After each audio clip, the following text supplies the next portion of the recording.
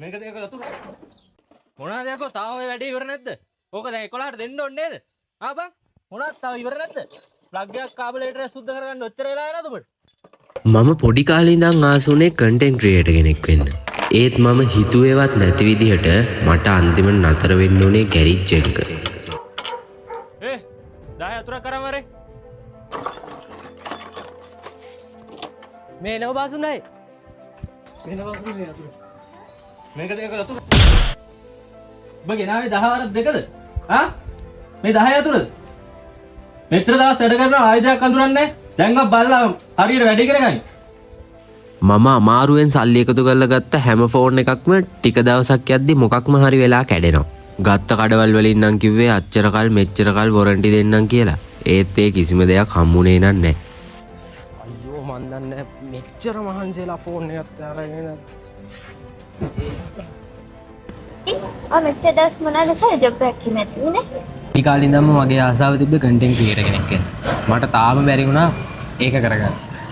ගන්න හැම ෆෝන් එකක්ම එක්ක කැඩෙනවා. නැත්තම් මොකක් හරි එකක් වෙනවා. තාම ෆෝන් එකක් ගන්න හරි දණක් හම්බුනේ නැහැ. මම වාට එදා ඉඳන් කිව්වනේ බණ්ඩාරේ සිම් ටච් එකට ගියා නම් මට හොඳ ෆෝන් එකක් ගන්නත් තිබුණා.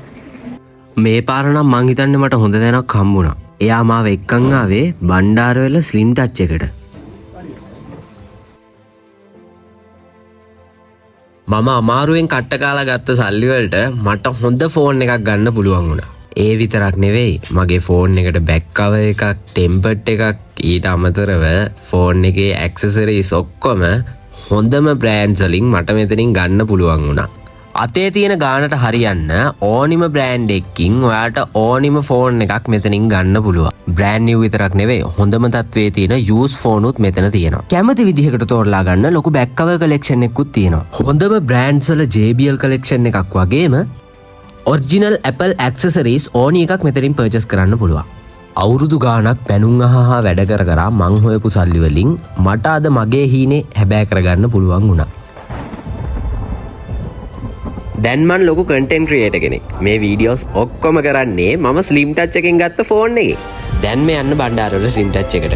ඔයාට හොඳම ෆෝන් එකක් අතේ තියෙන ගානට අනිවාර්යෙන්ම ගන්න පුළුවන්.